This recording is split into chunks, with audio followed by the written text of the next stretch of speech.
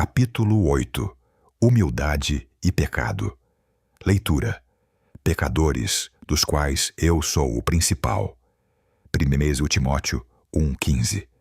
A humildade é frequentemente identificada com penitência e contrição. Como consequência, parece não haver outra maneira de cultivar a humildade, a não ser mantendo a alma ocupada com seu pecado.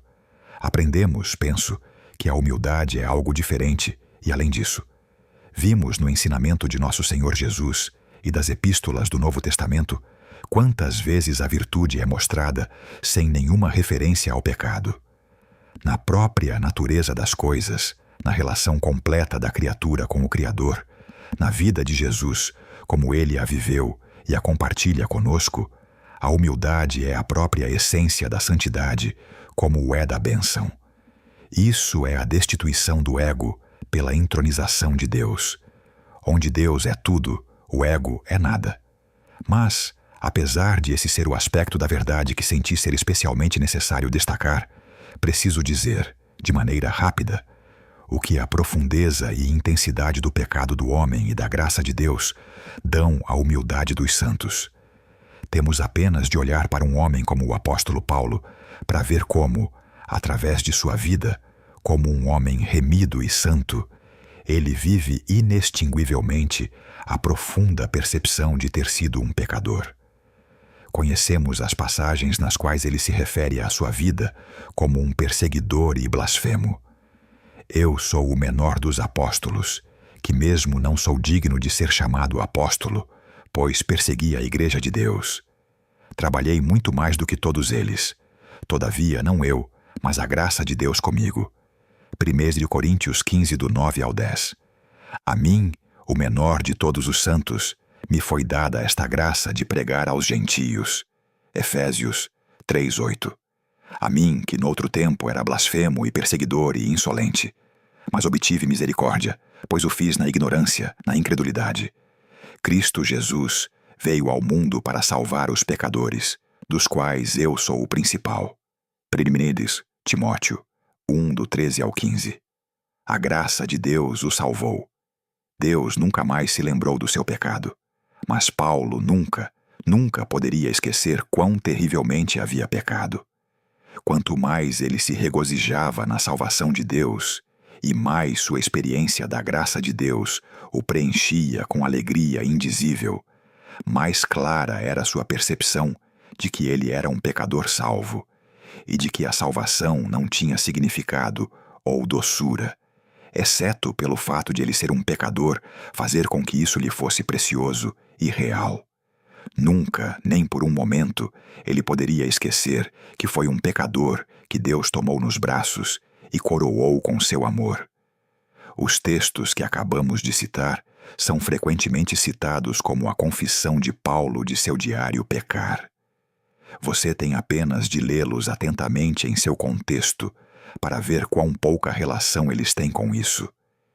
Esses versículos têm um significado amplamente profundo, pois se referem ao que dura pela eternidade e dará seu profundo e suave som de assombro e adoração à humildade com a qual o remido adora diante do trono, como aquele que foi lavado de seus pecados no sangue do Cordeiro.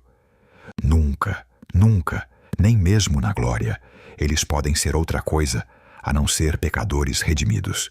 Nunca, nem por um momento nessa vida, o Filho de Deus pode viver na luz plena de seu amor, a não ser quando sente que o pecado, do qual foi salvo, é seu único direito e título para tudo o que a graça prometeu fazer. A humildade com a qual primeiro ele apareceu como um pecador diante de Deus adquire um novo significado quando ele aprende como ela o tornou uma criatura.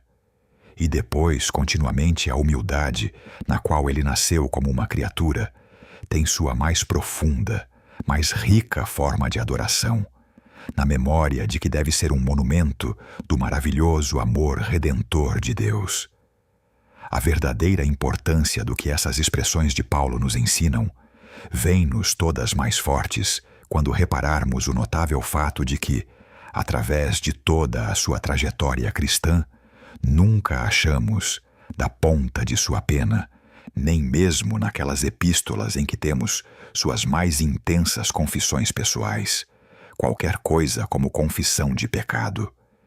Em nenhum lugar há menção de fraqueza ou defeito. Em nenhum lugar alguma sugestão aos seus leitores de que ele tenha falhado em obrigação ou tenha pecado contra a lei do perfeito amor. Ao contrário, há passagens, não poucas, nas quais ele vindica a si mesmo em linguagem que nada significa se não apela para uma vida sem falta diante de Deus e dos homens. Vós e Deus sois testemunhas do modo por que piedosa, justa e irrepreensivelmente procedemos em relação a vós outros que credes. 1 Tessalonicenses 2:10. Porque a nossa glória é esta, o testemunho da nossa consciência, de que com santidade e sinceridade de Deus, não com sabedoria humana, mas na graça divina, temos vivido no mundo, e mais especialmente para convosco. 2 Coríntios 1:12. Isso não é um ideal ou uma inspiração. É um apelo para aquilo que sua verdadeira vida foi. Por mais que possamos considerar essa falta de confissão de pecado, todos admitirão que isso tem de apontar para uma vida no poder do Espírito Santo, tanto que raramente é percebida ou esperada em nossos dias. O ponto que desejo enfatizar é este: que o próprio fato da carência de tal confissão somente dá mais força para a verdade de que não é no pecar diário que o segredo da humildade profunda será encontrado, mas na habitual posição, nunca, nem por um momento, pode ser esquecida, a qual tão somente a mais abundante graça manterá mais distintamente vivo e ativo o fato de que nosso único lugar, o único lugar de bênção, nossa única posição de habitar diante de Deus, tem de ser aquela daqueles cuja maior alegria é confessar que são pecadores salvos pela graça. Com a profunda recordação de Paulo de haver pecado tão terrivelmente no passado, antes de a graça encontrá-lo, e a consciência de ser guardado de pecar presentemente, estava continuamente ligada à lembrança permanente do poder oculto do pecado, sempre pronto para aparecer, e só afastado pela presença e poder do Cristo que habita interiormente. Em mim, isto é, na minha carne, não habita bem nenhum. Essas palavras de Romanos 7 descrevem a carne como ela será para sempre. A gloriosa libertação de Romanos 8:2. A lei do Espírito da vida em Cristo Jesus me livrou da lei do pecado, a qual me havia capturado. Não é nem a aniquilação, nem a santificação da carne, mas uma vitória contínua dada pelo Espírito quando ele mortifica os feitos do corpo. Como a saúde expele a doença, e a luz traga as trevas, e a vida vence a morte, o habitar interior de Cristo através do Espírito é a saúde e luz e vida da alma.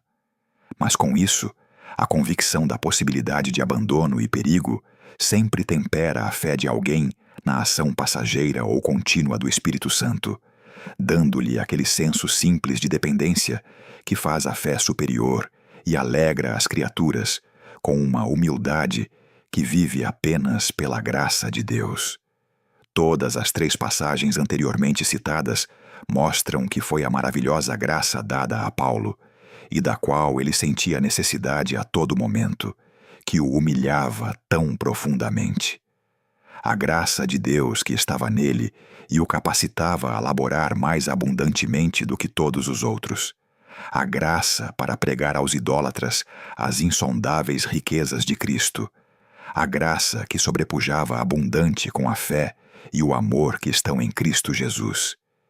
Isso era essa graça da qual é a própria natureza e glória ser para pecadores, a qual mantinha tão intensamente viva a consciência de ele ter pecado uma vez e de ser sujeito a pecar.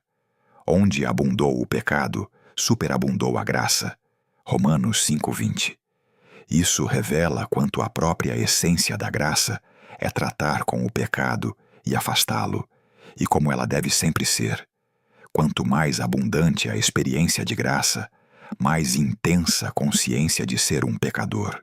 Não é o pecado, mas é a graça de Deus mostrando a um homem, e sempre o lembrando de que foi pecador, que irá mantê-lo verdadeiramente humilde. Não é o pecado, mas é a graça que me fará, de fato, conhecer-me como um pecador, e irá fazer do lugar da mais profunda auto-humilhação do pecador o lugar que nunca deixarei.